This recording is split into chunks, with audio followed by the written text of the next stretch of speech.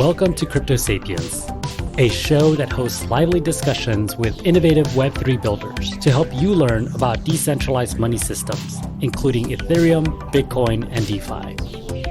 The podcast is for educational and entertainment purposes only, and it is not financial advice. Crypto Sapiens is presented in partnership with Bankless DAO, a movement for pioneers seeking freedom from the limitations of the traditional financial system. Bankless DAO will help the world go bankless by creating user-friendly on-ramps for people to discover decentralized financial technologies through education, media, and culture. Hello, everyone, and welcome back to another episode of Crypto Sapiens. And today we are talking with Susie Jaramillo, co-founder of Encantos, creators of Canticos. In our conversation with Susie, we discuss building a brand, launching a media platform, serving bilingual educational content to families worldwide, and what it means to bridge traditional media to Web3 using NFTs.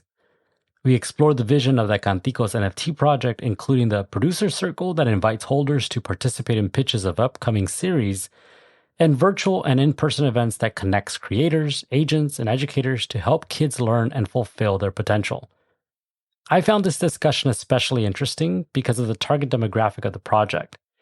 Rarely do we see projects that wish to meaningfully engage our children and provide valuable educational experiences for them. Without further ado, let's get started. So my name is Susie Jaramillo, and I'm an artist, probably first and foremost. Went to Pratt, and just painter, storyteller, and just really developed a gift for, telling stories with purpose that would inspire kids to learn something important, something that I felt was important. And I at the time I was conceived of Canticos, I was having babies and was like frustrated that there was really nothing out there that represented my culture. I'm from Venezuela, and I'm half Venezuelan, half Ecuadorian Irish. 100% Latina, 100% New Yorker. And I really felt that, wow, my kids are going to grow up in this country and there's nothing really out there that's going to really make them be proud of who they are. And, 1 out of every 3 kids under 10 in this country are Latin. And the United States is the second largest Spanish-speaking country in the world, right? And yet there's no beautiful preschool brand out there to help us raise bilingual kids. And there's so many benefits to bilingualism. So with all of that, at the time, I had built an advertising agency. I knew how to build brand. I knew how to run teams. I was directing by then. And I was like, you know what? I'm going to sell this and focus on what matters because I kind of feel like life is short. I have a gift. And if I don't put it to use, I'm going to be a very frustrated old woman.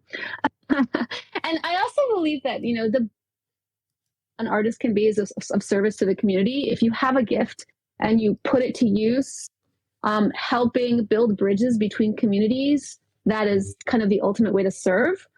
And so I went into business with another Latino family. My co-founder is from the Dominican Republic. His wife is Salvadoreña. My husband is Colombian. And we founded Encantos. And our flagship brand, our very first property, was Canticos. And Canticos draws its inspiration from the iconic Los Pollitos song. If you are of Latin descent, odds are really high. You've heard it before. And in English, we call it little chickies. And it started our 3 little chickies.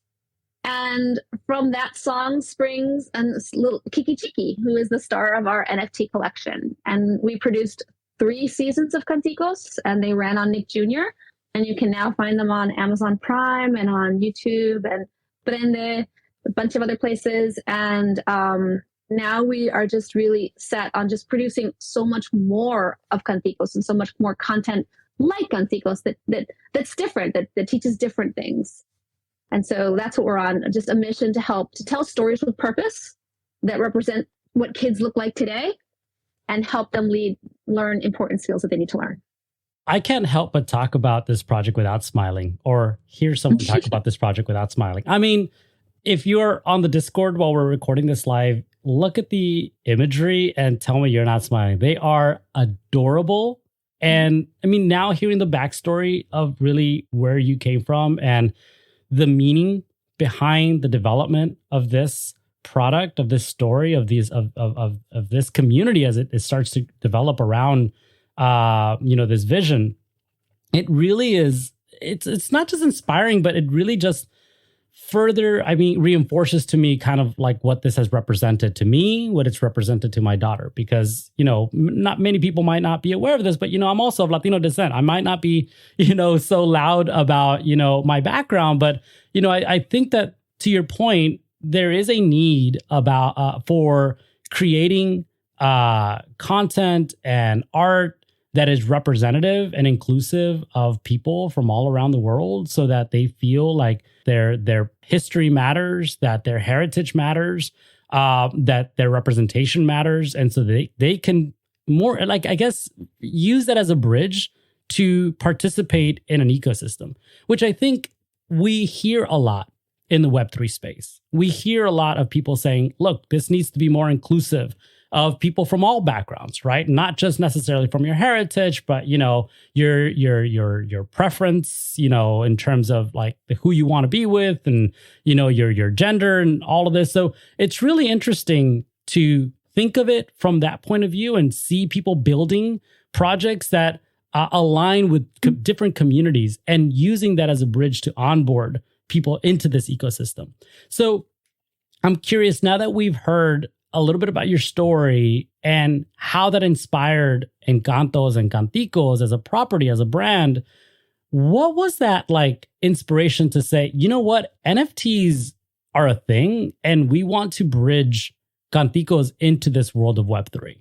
So it's funny. I think I have to give credit to Gary Vaynerchuk for saying this, that, the NFT space is for artists what social media was for people with personalities, right? Mm-hmm. It's a place where you can go and you can truly, truly build tribe with people who want to invest in your vision and who want to see the same things you want to see in the world, right? And instead of, honestly, it's a source of frustration when you look at the fact that, like, there's so much content that people put out into the world in social media, and all they get is likes, right? Mm-hmm. And sure, they get audience, but they don't truly own that audience, right? And it's not really under their control. It's not, they don't really always have the access they might want to have to those audiences. And at any given moment, the powers that be could decide to change their minds, right? Right. And for whatever reason, you lose that audience. Right. So in the Web3 space, you can actually build audience and get them to invest in your long-term vision.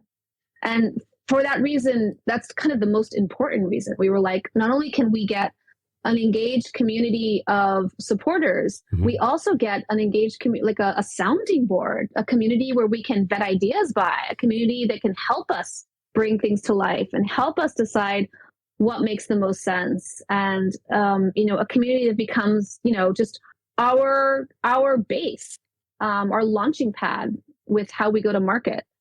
And so it just made, and also we also believe that this space is here for the long term. We think that this is the future.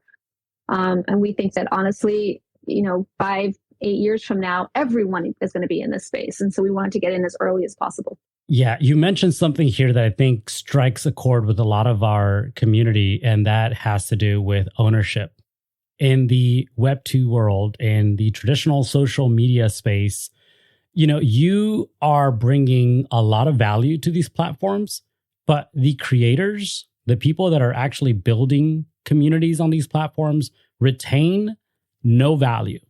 The likes can go away as easily as someone shutting down your account tomorrow. Monetization, while available to some, is very limited. And I think for most people, not representative of the work that they're putting in. So the space of Web3 and NFTs in particular, certainly, I think, open up that opportunity for people to be able to retain value from the work that they do or the value that they're creating in the space. And just generally in Web3, that's kind of that one of the pillars on which we're building. So in terms of the Canticos NFTs, like, what's the thought behind ownership for both the brand and the community that's supporting it? So if you're buying into a Canticos NFT, first of all, you believe in buying into content that in the development of content that's going to help kids learn, mm-hmm. right? So for one thing, kids are important to you, and the content available to them is important to you, right? So that's number one. Number two, there's absolutely going to be like, airdrops. Actually, for those that have minted our first, I think 300, we are airdropping an extra NFT to all of this community just because we did something to the code where a couple of things that I wanted to be limited actually were not limited, and things that I didn't want to happen happened, like glasses on top of Day of the Dead faces, which are a lot of fun, but at the same time I feel like obscure the faces. So all of those NFTs right now are rare because then you're going to get another one for free. So you're absolutely going to get airdrops and exclusive passes. But even more important to me, from my perspective, is that you're going to be a part of our producer circle, right? And so we have an animated pitch for Kiki Can the series, and you are going to be our sounding box. And I can't wait to sort of do presentations and talk about the animated series that we're developing with this community. In addition to that, you're also going to get limited merch because when we sell out a certain amount of Canticos NFTs, we're going to be producing limited merchandise for our NFT holders. And then, of course, there's the charity component because we believe in supporting our community. So we have a partnership with the Latino, I think it's donor community. I'm forgetting the exact name of the charity. Mm-hmm. But anyways, it supports education. It supports a lot of services. So those are the main pillars of our NFT roadmap. I really like what you've said here in terms of the membership, almost of like what you are able to be a part of when you pick up one of these NFTs. And for me, honestly, growing up as a PBS kid, so for those of you who are not in the United States, PBS is the public broadcasting system. And there was a lot of programming built for children that was, for me, very formative. It influenced a lot of my interests in reading, in science, to always be curious, to ask questions, to demand for representation, because, Sesame Street, that was like very important to me. I was like, oh my God, I see brown people. That's nice, right? Like there's people like me on TV. So when I think of the Canticos NFT, and when I think of that type of programming that I had around when I was a kid, I think of like owning an NFT from Canticos, almost like what I do still today, which I am a contributor to PBS, to NPR, to these organizations. Me too. Right. That are producing content. Right. So yeah, go on. It sounds like you have something to say on that. I want to clarify. It's Latino Community Foundation. Actually, I got that wrong. And my business, Stephen Wolf. And another benefit that you're going to get from owning a Canticos NFT is that you're going to be on the pre-sale list for when we launch other IPs. So, for example, one of our studio partners is Eugenio Derbez. For those of you, I don't know if there's any Acapulco fans in the house, or Coda fans, or people that have seen his work and on Televisa and on Univision, and he's got a show on Amazon. But he's a very, very, very funny man who puts out really, really funny content. And with him, we're co-producing a show about a maker kid who basically is really talented. He's an engineer, but he's not a nerdy engineer. He's actually an engineer that's wicked smart and funny. And so it's a STEM show that's a comedy, right? And so we want to inspire kids to be engineers and to solve problems with their hands and to think mechanically. But we also want to encourage their social skills and show people how these two things can go together, right? And so it's going to be a Latino family in LA, and it will launch with NFTs as well. And if you have a Canticos NFT, you're already going to be in for that second IP NFT, which is it's called Uh-Oh Mateo. We're going to announce this is like, you guys are getting the scoop. We're going to announce it in the next couple of weeks, but you'll already be on the pre-sale list for the Uh-Oh Mateo. And then there's Skeletina in the In-Between World. And Skeletina in the In-Between World is a property actually was created by myself. I used to suffer from really intense nightmares. My daughter does too. Skeletina is a little girl who lives in the in-between world and helps kids deal with their nightmares. So it'll be a property that helps kids deal with fears and anxieties, and there will be NFTs associated with that content as well. So if you can see a theme here, every single creative IP property that comes out of Encantos, we will put out our NFTs first. And we see them as like our Mickey Mouse cells. Mm-hmm. You know what I mean? Our very first, iterations of what this can be. And people that support us early on will get all of the benefits we can think of, to be honest with you. I love it. I really love it. I think what Encantos is doing with all of these properties and, really kind of starting it off with Canticos is what we see from like these really big brands. You alluded to Mickey Mouse, right? So the Disney, behemoth that is in terms of the number of IP that they have and, kind of how they're building this out. I mean, it's nice. Don't get me wrong. I do appreciate some of that, but a lot of that is really far removed from me. Like I really am just a consumer, right? Both in terms of their content, their merch, and any kind of experiences like their theme parks. I am just someone who participates in something that they've built.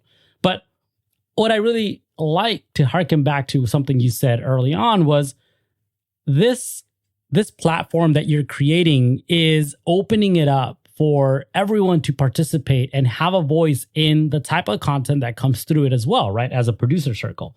So I'm curious if you could touch on that a little bit more, because I think that is very different in this space. And I don't think that at least we've had an opportunity to talk to someone who is building something like that in terms of like allowing for people to be a part of almost this like pitch process and development process in the content creation. So funny story. We need you as much as you would like to participate with us. So we love the idea of having a sounding board, of having an audience we can test ideas with, of having, hey, what do you think of this premise versus this premise, or this character design versus this character design, or hey, we're thinking of, these kinds of personalities or these kinds of scenarios, or you know what I mean? Just having that group of people that we can use as a solid, diverse sounding board is really exciting for us, right? And we know that there are peeps, so they're going to support us and they're going to want us to do the right thing. So the producer circle is actually really exciting. And then, hey, you never know, maybe we need a voice and we need to do some casting, and we cast with our NFT holders first, right? Oh, that's fun. Or just fun things like that. I mean, with Canticos, we've done so many photo shoots for Canticos. And I mean, I used to do casting calls on my Facebook page all the time. So pretty much all of my friends' kids have been in our different ads. But what if we now make that a part of our producer circle thing? So we use kids in our advertising, we give the opportunity to our NFT holders first, right? So I feel like there's like a bunch of different perks and benefits and just fun things that can come out of producer circle.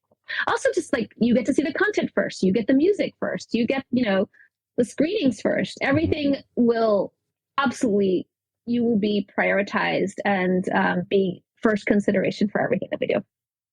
For me, at least, as a parent, and as, again, someone that likes to consider myself a patron of, these public goods, if you will. So like NPR and PBS, and certainly public goods gets used a lot here in the Web3 space. It makes sense to me to just participate in this. And again, also more so because my daughter is like a huge fan, right? But what would you say to someone who maybe doesn't have a 3-year-old who's watching this show? Like, what's the plan for like onboarding maybe someone who may not be familiar with the content that you're creating today and the value that you're bringing to these children today? No, that's an excellent. So a straight up investor that is looking at us versus the gazillion other NFTs in the market, why should I choose this one? And I would say, look, I think we're going to be valuable on the resale market, quite frankly. We're IP that's only going to get bigger.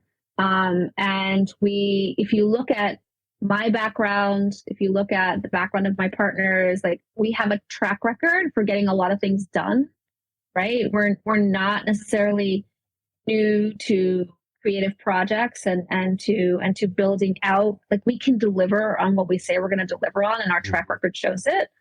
So if you're going to place a bet, you've already got, a brand that has, millions of views around the world, that has, tens of thousands of fans on social media. that has, already people throwing birthday parties around the world on a regular basis for Canticos, right? Mm-hmm. I love it because that's the one place that social media very much makes me happy when I see all these Canticos parties happening all the time. Mm-hmm. And so, you're placing a bet on something has a track record that's really, really solid. So it's sort of like in a world where bets are pretty loose, which is the NFT world, Mm-hmm. where you've got your superstars, you've got your apes, you've got your doodles, and then you've almost got everything else, right? Mm-hmm. World of Women or whatever.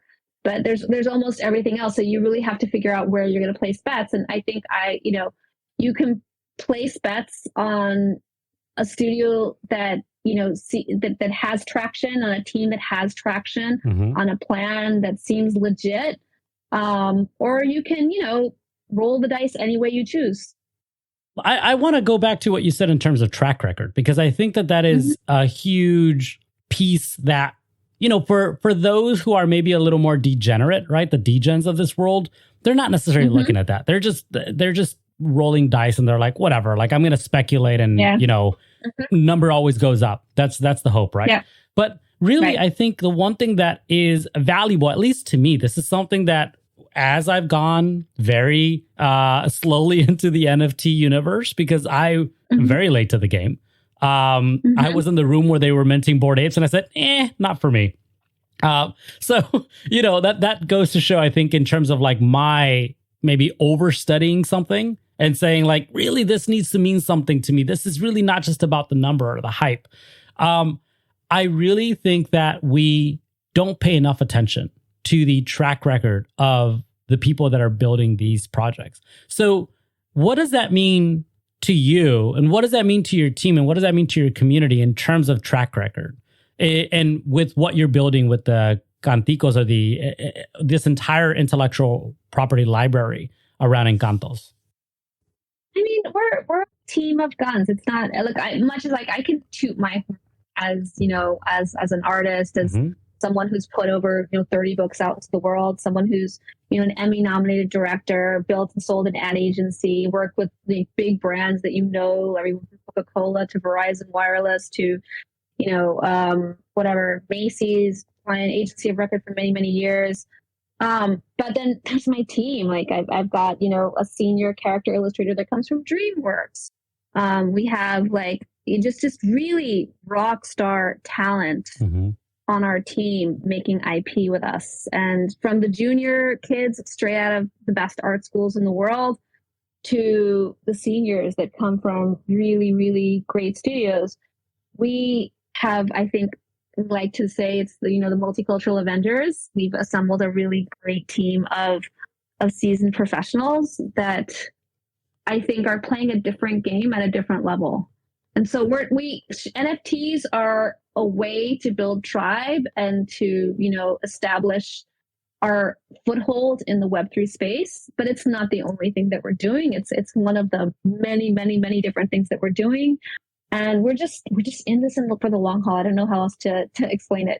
Yeah. No, I mean, I think you did a stellar job at that. So thank you for tooting your own horn, because I think that is super valuable. I mean, honestly, I think that there are certain individuals who let their work speak for them, right?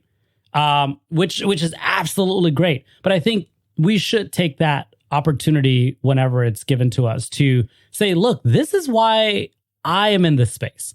This is how I'm clearly different from all of these other projects that are building. Good for them if they're building a community around them and you trust and support them. That's wonderful. But really, here's where I'm drawing the line in the sand in terms of who I am and the value that I bring into this space. So I appreciate you, sharing that information with us, because to me, really what that says is that the space is reaching a point of maturity, right? Really, that's why I invited you to share that information, because I want to highlight that the creators that are coming into the space now are very different from the creators that were coming into the space maybe a year or two ago. Well, and to that point, like my friends, like I have a friend who's doing NFT consulting for Sony Pictures. right? And Disney just hired a team of NFT experts to counsel them as they figure out how to release their Disney NFTs. And when Disney does release their NFTs, I'm sure they're going to be beautiful. But guess what? Not a single Disney artist is going to make a penny from that. Right. And that's where we're different. And I think that it's important to know that, again, I think that we're in the infancy of the space. I think that every major brand in the future will have NFTs, and you will be, I see them as like loyalty cards, almost like in the same way you might have like a special Nike membership, you'll have a Nike NFT, right? Or wherever your concert venue or your arts or your museums or your favorite brands, you'll have an NFT. Right. And I think that, I think that one of the other things that attracted us to the space is like, hey, we can get in there and be first movers in the space, right? You almost can't do that anywhere else. So we're here trudging it out, figuring it out, making sure that we deliver the most value. One of the things that I wanted to start doing was, using our Discord more to figure out also how we could bring more value to our community, whether it's coaching sessions, because I bet a bunch of people out there also have ideas that they want to bring to help kids learn. And it's so mysterious, how to get a book published, how to bring a property to life, like all of these different things that people, want to do, but don't have a roadmap and have no clue as to how to bring it together. Is there coaching we could do there, right? Is there creative, sort of coaching we can offer the community? So there's just a lot of different ways we were looking at providing value to our NFT holders to, again, build community, which is so important to us. One of the things that really, for me, struck a chord is this coaching session. So my wife, she's an educator. She's been a teacher for, like 6 years. I mean, she's an amazing teacher. She loves her students. She got her graduate degree in educational technology. She knows the value of technology in terms of how it can be used to help students learn better, to really teach them in the way that they're familiar with learning today. So they probably go home, they're familiar with using their iPads and logging into applications. So she's trying to bridge that, right? And so when you say there's an opportunity here to engage people in the community so that they can learn how to use the technology that you're now using to facilitate education in a different way, in a way that is kind of more emergent and consistent with some of what we're doing in Web3, I tell you already have one person lined up. As long as my daughter is willing to loan one of her Canticos NFTs to her so that she can use that as her membership to that programming, that would be amazing. I'm sure we can make that happen. However, I have to say, like, it's so my kids use, educational technology, Seesaw and that kind of stuff, right? I think Power School, Seesaw, those things are not my area of expertise. Oh no. What we could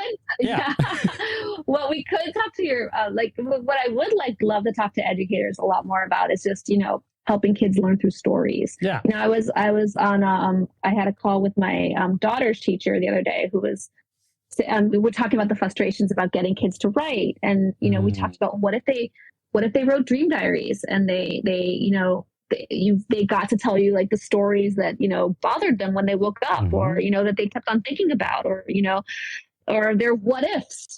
How do you put little thought starters to make it more narrative and to make things more story and emotional driven? Because when kids are emotionally engaged, they learn best, and there's data around that, right? Right. So yeah, to us, it's more about how you present things. This morning, I woke up with a bang, and I, started drawing. And whenever I draw, I listen to podcasts. And there's this wonderful new podcast out from Wondery that I started listening to. And it's biographies, but it doesn't tell you whose biography it is. And you start listening to it. And by doing that, they remove any kind of unconscious bias that you might have of, I don't want to hear this person's story, or whatever. That feels like a history lesson or whatever. You know what I mean? And they just immerse you in these first person descriptions of these people's lives as if you were the one experiencing it. And so they put you in these main characters' shoes. And so I woke up at 4, and by 9 o'clock in the morning, I had experienced the lives of Steven Spielberg, Langston Hughes, RuPaul and Catherine Graham. And they were just all fascinating shoes to be in. And I don't know that I would have chosen, oh, I want to listen to this biography or that biography. But I loved that, I just blindly got introduced to these stories. And, it just, I feel like this is an example of really great story teaching, where you find ways to really generate like empathy on behalf of the audience to the subject at hand. And then you can really get an idea across. So this is a word that I hear you use in a lot of your materials, like marketing materials, including your website, story teaching. What does that mean? Because I've heard of storytelling. Like, what's the difference there? I mean, story teaching is storytelling with a purpose to inspire kids to learn. It's that simple. So it's I like to say the story matters, the storyteller matters more, and the moral of the story matters the most. And so stories with purpose, especially stories that inspire kids to learn a specific thing, are what we call story teaching. And I have resisted the notion of teaching for a really long time because I was like, I'm not a teacher, I don't have a master's in education, blah, blah, blah. However, I've also come to terms, like within the past couple of years, and wait a second, I'm a parent and I care deeply about what I put out into the world, that it teaches what I think are fundamental skills. And it turns out that a lot of what I thought were fundamental skills are 21st century skills as dictated by the World Economic Forum, right? So learning, literacy, and life skills. Learning skills include things like leadership, communication, I might have them backwards, actually. The learning skills are, sorry. The learning skills are skills like creativity, collaboration, critical thinking, and communication. Life skills are things like leadership, grit, perseverance, optimism. All of those things are really important life skills. And then you've got literacy skills, but it goes beyond ABCs, right? It's things like digital literacy, right? So that they don't, click on every link that they get, or know how to behave in social media, or understand the process of seeing whether information has been verified and is a reliable source or not, or environmental literacy, which can make them more selective consumers, or civics, right, so that they can be more important participants of our democracy. So all of these different skills aren't really taught to children in school. And so we bake them in, like we figure out ways that we can bake these skills into the concepts that we bring to life, the stories that we bring to life, so that kids learn these stories and learn these skills in ways that they enjoy. Yeah, that's wonderful. So as the Encantos universe continues to grow and Canticos itself continues to grow as an IP, kind of what's the vision here, in the next couple of months, because Web3 does move quite rapidly, and how does that, I guess, vision adapt, continue to grow over the next year or so, and then including some of the new IP that you were talking about earlier? Two things I know for sure, and I can give you our short-term plans. Okay. One is that all Canticos NFT holders are going to get a new chickie, which is very exciting. So for every NFT you already have, you're going to get another one, just because we want to make sure that you have the ones that we were really meant to put out into the world. It has the metadata it's supposed to have, and then all of that good stuff. Number two, the next IP that we are putting out into the world is going to be Eugenio, and there's going to be a press release to that effect. And the property is called Uh-Oh Mateo, and like I said, it's a STEM comedy show for kids, and so that will be coming out to the world.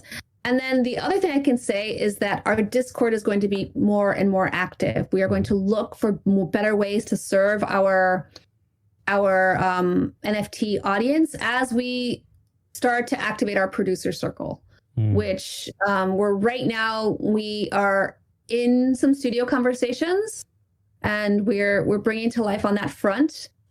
We haven't had the need yet to start to bring that to life yet, but we certainly can, and we're just trying to really figure out when the right moment to do so is. That's a wrap. I hope you enjoyed this conversation as much as I did. If you'd like to learn more about Canticos, go to nft.encantos.io and on Twitter @Canticos NFT. Thanks for listening to Crypto Sapiens. Please give us a follow, like, and a 5-star review wherever you enjoy your podcasts. And stay tuned for our next discussion.